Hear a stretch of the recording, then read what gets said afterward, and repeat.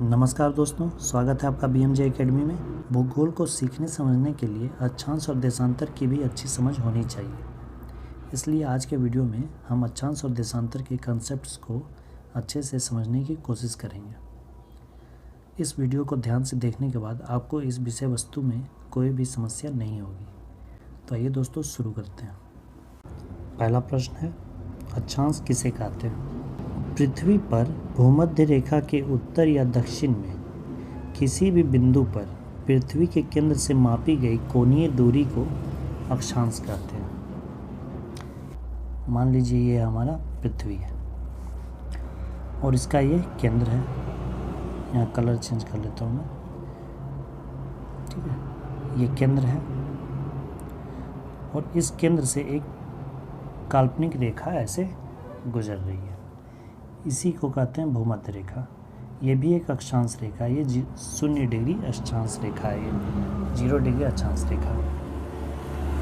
तो यहाँ पर ये जो केंद्र बिंदु है उससे पृथ्वी के किसी भी बिंदु पर, ठीक है, किसी भी बिंदु पर अगर एक रेखा खींची जाए केंद्र से, तो जो ये भूमध्य रेखा है उसके सापेक्ष एक एंगल बनेगा, एक कोण बनेगा। इसी कोणीय दूरी को अक्षांश कहा जाता है। जैसे मान लीजिए ये 20 डिग्री का कोण बना, तो ये कितना अक्षांश हो जाएगा? ये 20 डिग्री अक्षांश हो जाएगा। मान लीजिए 45 डिग्री बना तो ये 45 डिग्री अक्षांश हो जाएगा। मान लीजिए 75 डिग्री बना तो ये 75 डिग्री अक्षांश हो जाएगा। तो इसी तरह से पृथ्वी के केंद्र से पृथ्वी के तल पर किसी भी बिंदु पर केंद्र से जो कोणीय दूरी जो बनती है उसी कोण को अक्षांश कहते हैं। अगला है, अक्षांश रेखाएं क्या हैं? तो भूमध्य रेखा से पृथ्वी के ध्रुव तक स्थित सभी समानांतर काल्पनिक रेखाओं को अक्षांश रेखाएं कहते हैं। जैसे ये पृथ्वी है और ये 0 डिग्री अक्षांश रेखा है जिसे भूमध्य रेखा कहते हैं। ये नॉर्थ पोल है ऊपर, ये ऊपर नॉर्थ पोल है और ये इधर साउथ पोल है। तो इस भूमध्य रेखा के समानांतर जितनी भी रेखाएं, ऐसे काल्पनिक रेखाएं खींची जा सकती हैं, उन्हीं रेखाओं को अक्षांश रेखाएं कहते हैं। भूमध्य रेखा किसे कहते हैं? 0 डिग्री अक्षांश रेखा को विषुवत रेखा या भूमध्य रेखा कहा जाता है। यह पृथ्वी को 2 गोलार्ध में विभाजित करती है। 0 डिग्री अक्षांश रेखा है जो पृथ्वी के केंद्र से गुजर रही है ना। तो ये 0 डिग्री अक्षांश रेखा है। इसी रेखा को भूमध्य रेखा कहते हैं। और ये क्या कर रही है? पृथ्वी क्या है? एक गोला है। इस गोला को 2 आधे आधे भाग में बांट रहा है। तो ये 2 गोलार्ध हो गया, ये उत्तरी गोलार्ध हो गया और ये दक्षिणी गोलार्ध हो गया। तो भूमध्य रेखा क्या करता है? पृथ्वी को 2 गोलार्ध में बांटता है। पृथ्वी पर कुल अक्षांशों की संख्या कितनी है? तो ये है 181। ये पृथ्वी है,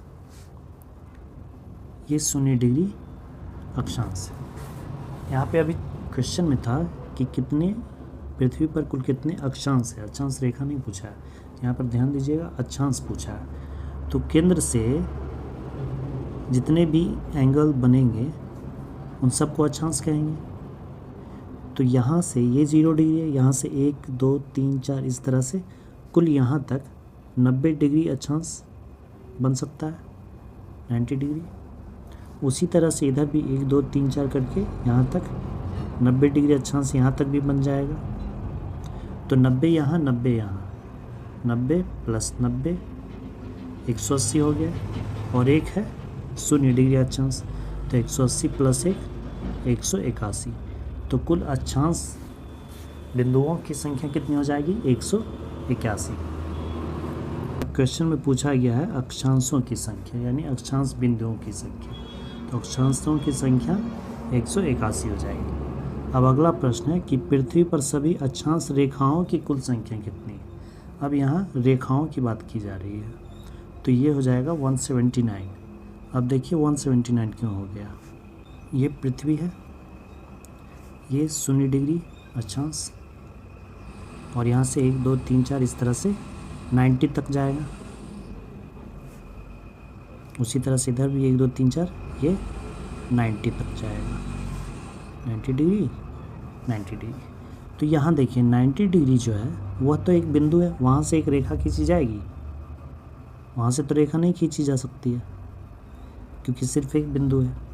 इधर भी 90 सिर्फ एक बिंदु है, इधर 89 और इधर 89 जो होगा उसी से ना रेखा खींचा जा सकता है। तो 89 रेखाएं इधर खींची जाएंगी और यहाँ भी 89 ऐसे मिलेंगे, और 90 तो एक बिंदु है, उससे तो रेखा बनेगी नहीं, वो तो एक बिंदु है। तो इधर भी 89 तक ऐसे रेखाएं बन सकती हैं। तो 89 रेखाएं ऊपर, 89 रेखाएं इधर दक्षिणी गोलार्ध में और 89 उत्तरी गोलार्ध में, और एक है भूमध्य रेखा। तो 89 + 89 178 और प्लस एक भूमध्य रेखा, तो ये कितना हो जाएगा 179। तो इस तरह से अक्षांश रेखाओं की कुल संख्या कितनी हो जाएगी 179, और अक्षांशों की संख्या कितनी हो जाएगी 181। अब इसी में जो 90 डिग्री है वो 2 बिंदु है, इसमें से 2 घटा लीजिए 179 आ जाएंगे। अगला देखते हैं, 2 अक्षांशों के बीच की दूरी लगभग कितनी होती है। तो ये होती है 111 किलोमीटर। जैसे 0 डिग्री अक्षांश हुआ, इसके ऊपर 1 डिग्री अक्षांश, फिर 2 डिग्री अक्षांश, फिर 3 डिग्री अक्षांश, तो इनके बीच का जो डिस्टेंस है वो 111 किलोमीटर 111 किलोमीटर 111 किलोमीटर सब में होगा। कर्क रेखा किसे कहा जाता है। तो 23.5 डिग्री उत्तरी अक्षांश को कर्क रेखा कहते हैं। ये क्या है 0 डिग्री अक्षांश, या फिर कह सकते हैं विषुवत रेखा या फिर भूमध्य रेखा, इंग्लिश में इक्वेटर। ये इस पृथ्वी को 2 भाग में बांट रहा है, एक उत्तरी गोलार्ध और एक दक्षिणी गोलार्ध। अब यहाँ से ये केंद्र है और यहाँ से 1 2 3 4 करके 90 डिग्री तक ये अक्षांश है। तो 23.5 डिग्री का जो अक्षांश है, 23.5 डिग्री लगभग यहाँ पड़ेगा।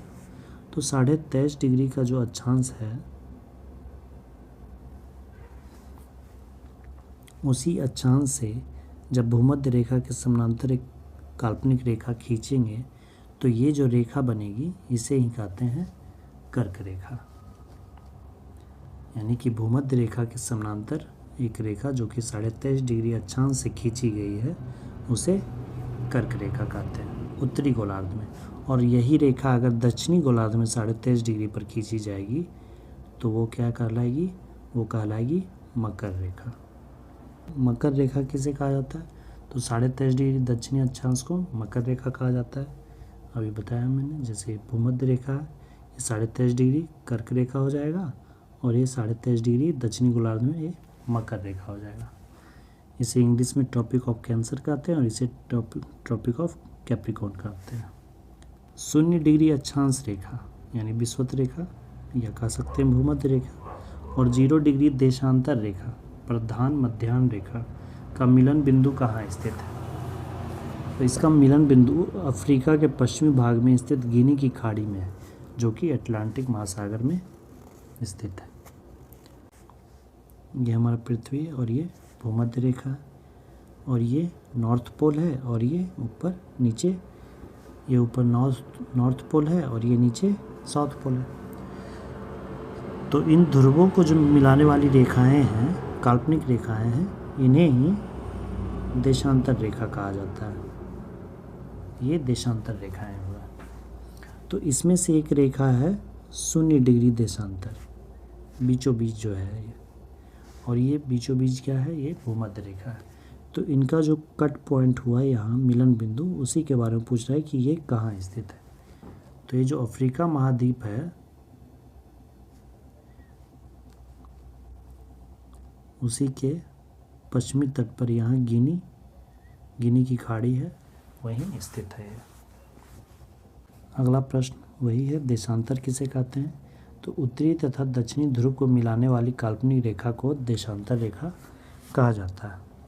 ये पृथ्वी है, ये हमारा भूमध्य रेखा है 0 डिग्री अक्षांश, और ये नॉर्थ पोल और ये साउथ पोल। तो इन ध्रुवों को जो मिलाने वाली काल्पनिक रेखाएं हैं उन्हें ही कहते हैं देशांतर रेखाएं। अगला प्रश्न है, देशांतर रेखाओं के बीच की दूरी कितनी होती है? अधिकतम दूरी होती है विषुवत रेखा पर 111.3 किलोमीटर तथा ध्रुवों पर न्यूनतम दूरी 0 होती है। अब ऐसा क्यों होता है? ये विषुवत रेखा है, ये नॉर्थ पोल और ये साउथ पोल। यहाँ से ये पॉइंट, यहाँ से इस तरह से ये रेखाएं, इस तरह से देशांतर रेखाएं हैं। तो इन रेखाओं को ध्यान से देखिए। ये इधर से शुरुआत तो एक ही पॉइंट से हो रही है, ध्रुवों से। तो ध्रुवों के पास उनके बीच की दूरी क्या होगी? 0 होगी, क्योंकि सबका स्टार्टिंग पॉइंट एक ही है, ध्रुव से ही स्टार्ट हो रहा है। लेकिन ये धीरे धीरे इन दोनों के बीच का दूरी जो है वो धीरे धीरे बढ़ता जा रहा है, और सबसे ज़्यादा दूरी हो जाता है जब ये विषुवत रेखा पर आता है। तो सबसे ज़्यादा दूरी विषुवत रेखा पर हो जाएगा, तो उस समय 111.3 किलोमीटर दूरी हो जाएगा दो देशांतर रेखाओं के बीच। और जब ध्रुवों के पास आ जाएगा तो वो दोनों बिल्कुल एक पॉइंट पे आ जाते हैं, तो वहाँ पे दोनों के बीच की दूरी क्या हो जाएगी? 0 किलोमीटर। अगला प्रश्न है, प्रधान मध्याह्न रेखा किसे कहते हैं? जिस देशांतर रेखा के सापेक्ष में अन्य देशांतर रेखाओं की गणना की जाती है उसे प्रधान मध्याह्न रेखा कहते हैं। यह रेखा इंग्लैंड में लंदन के पूर्व में ग्रीनविच नामक स्थान से गुजरती है। इसे 0 डिग्री देशांतर भी कहा जाता है। ये हमारा पृथ्वी भूमध्य रेखा, और ये जो 0 डिग्री है, उत्तरी ध्रुव से दक्षिणी ध्रुव को मिलाने वाला ये जो रेखा है 0 डिग्री, इसे ही कहते हैं 0 डिग्री देशांतर। इसी 0 डिग्री देशांतर के सापेक्ष में जितने भी देशांतर रेखाएं हैं उनका समय इसी के अनुसार तय होता है। इसे ऐसे समझिए जैसे हमारा पृथ्वी है, ये भूमध्य रेखा है, 0 डिग्री अक्षांश है, और ये उत्तरी ध्रुव से दक्षिणी ध्रुव को मिलाने वाली ये 0 डिग्री देशांतर रेखा है। तो इसी को प्रधान मध्याह्न रेखा कहते हैं। इसी रेखा के सापेक्ष में जितने भी देशांतर रेखाएं हैं उनके समय की गणना की जाती है। और यह जो लाइन है 0 डिग्री देशांतर रेखा, यह इंग्लैंड में लंदन के पूर्व में ग्रीनविच नामक स्थान से गुजरती है। और इन दोनों का कट पॉइंट कहाँ है? गिनी की खाड़ी में, अफ्रीका महाद्वीप के पश्चिमी तट पर। पृथ्वी 1 घंटे में कितने डिग्री देशांतर घूम जाती है? तो 1 घंटे में पृथ्वी 15 डिग्री देशांतर घूम जाती है। ये देखिए पृथ्वी जो है वो पूरा क्या है? एक सर्किल है। तो सर्किल का पूरा केंद्र कितना होगा? 360 डिग्री। तो 24 घंटे में 360 डिग्री पूरा चक्कर लगा लेती है पृथ्वी। तो इसे देखिए ऐसे निकालिए, 24 घंटे में 360 डिग्री घूम गई।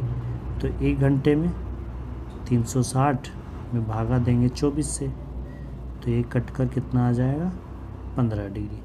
यानी कि 1 घंटे में 15 डिग्री दूरी तय कर लेगी, कि 15 डिग्री 1 घंटे में तय करती है। तो 1 घंटे को 60 मिनट भी कह सकते हैं। 1 घंटा बराबर 60 मिनट, यानी कि 15 डिग्री 60 मिनट में तय करती है। तो 1 डिग्री तय करने में कितना लगेगा? 60/15, 4 मिनट, यानी कि 4 मिनट में 1 डिग्री का दूरी तय करेगी। अगला है, अंतर्राष्ट्रीय तिथि रेखा किसे कहा जाता है? यह 180 डिग्री देशांतर रेखा को अंतर्राष्ट्रीय तिथि रेखा कहा जाता है। जैसे ये पृथ्वी हुआ, ये 0 डिग्री देशांतर हुआ, यहाँ से समझते हैं ये केंद्र है, यहाँ से ये 0 डिग्री देशांतर इधर भी गया, इधर भी गया। तो इधर इस तरह से 180 देशांतर रेखाएं इधर होंगी और 180 देशांतर रेखाएं इस तरफ होगी। तो इस तरह से टोटल 360 देशांतर रेखाएं होंगी।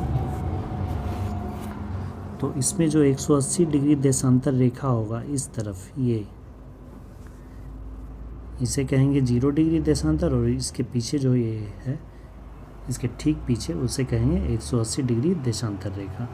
प्रधान मध्याह्न रेखा किन देशों से होकर गुजरती है? प्रधान मध्याह्न रेखा जो है 0 डिग्री देशांतर, तो वो किन देशों से होकर गुजरती है? तो ये यूनाइटेड किंगडम, फ्रांस, स्पेन, फिर अफ्रीका महाद्वीप में अल्जीरिया, माली, बुर्किना फासो, टोंगो, घाना, और फिर दक्षिणी ध्रुव के पास अंटार्कटिका। इन देशों से होकर गुजरती है। भारत का मानक समय कितने देशांतर पर स्थित है? भारत का मानक समय जो है वो 82.30 डिग्री 30 मिनट पूर्वी देशांतर पे स्थित है। भारत यहाँ पर स्थित है लगभग, ये उत्तरी गोलार्ध में और पूर्वी देशांतर में यहाँ पे भारत की स्थिति है। तो यहाँ से जो भारत का जो मानक समय है वो 82 डिग्री 30 मिनट पूर्वी देशांतर को माना गया है, जो कि उत्तर प्रदेश के मिर्ज़ापुर नामक स्थान से गुजरती है। भारत का मानक समय प्रधान मध्याह्न रेखा ग्रीनविच मीन टाइम GMT से कितना आगे है? तो यह 5 घंटा 30 मिनट आगे है। ग्रीनविच मीन टाइम कितना है? 0 डिग्री पर है। और भारत का कितना है? 82 डिग्री 30 मिनट। अगला है, यदि दो स्थानों की स्थिति में 90 डिग्री देशांतर का अंतर है तो दोनों स्थानों के बीच समय का अंतर कितना होगा? ये समय का अंतर होगा 6 घंटे। देखिए 15 डिग्री दूरी तय करने में 1 घंटा लगता है, तो 90 डिग्री दूरी तय करने में कितना लगेगा? 90 में 15 से भागा देंगे, 15 छक 90, 6 घंटा लगेगा। तो अगर 90 डिग्री का डिफरेंस है तो उसके बीच समय का डिफरेंस कितना होगा? 6 घंटे का। जैसे अगर ये 0 डिग्री देशांतर है और मान लीजिए यहाँ कोई 90 डिग्री पूर्वी देशांतर या 90 डिग्री इधर पश्चिमी देशांतर है, तो फिर इनके बीच का दूरी कितना होगा? 6 घंटा। ये 6 घंटा प्लस होगा और ये 6 घंटा माइनस में होगा, क्योंकि पृथ्वी जो है इस तरफ से पश्चिम से पूरब की ओर घूम रही है। अगला है, किसी स्थान का मानक समय निर्धारित करने का आधार क्या होता है? तो ये प्रधान मध्याह्न रेखा 0 डिग्री देशांतर रेखा, इसी के सापेक्ष सभी देशांतरों के समय को ज्ञात किया जाता है। अंतर्राष्ट्रीय तिथि रेखा 180 डिग्री देशांतर कहाँ से होकर गुजरती है? यह प्रशांत महासागर से होकर गुजरती है। ये भूमध्य रेखा हो गया और ये 0 डिग्री देशांतर हो गया। यही गुजरती है कहाँ से? देशों से होकर गुजरती है, यूरोप से और अफ्रीका से और फिर इधर अंटार्कटिका से। और इसके ठीक पीछे है 180 डिग्री देशांतर रेखा, जो कि अंतर्राष्ट्रीय तिथि रेखा है। तो वो कहाँ से गुजरती है? तो वो प्रशांत महासागर से गुजरती है। उसके बीच में इधर रूस हो गया और इधर अलास्का हो गया। इसके बीच में क्या है? बेरिंग जलडमरू मध्य है, बेरिंग स्ट्रेट। वही बेरिंग स्ट्रेट के बीच से होकर ये 180 डिग्री देशांतर रेखा गुजरती है। तो ये था दोस्तों अक्षांश और देशांतर से संबंधित सभी महत्वपूर्ण कंसेप्ट। आशा करता हूँ कि अब आपको इस टॉपिक में कोई समस्या नहीं होगी। इस टॉपिक से रिलेटेड एक और वीडियो आपको मिलेगी जिसमें कर्क रेखा, मकर रेखा के कंसेप्ट्स को क्लियर कराया जाएगा। दोस्तों वीडियो कैसी लगी? क्या ये आपके लिए हेल्पफुल रही? ज़रूर कमेंट करें और वीडियो को शेयर एंड चैनल को सब्सक्राइब ज़रूर करें। जय हिंद।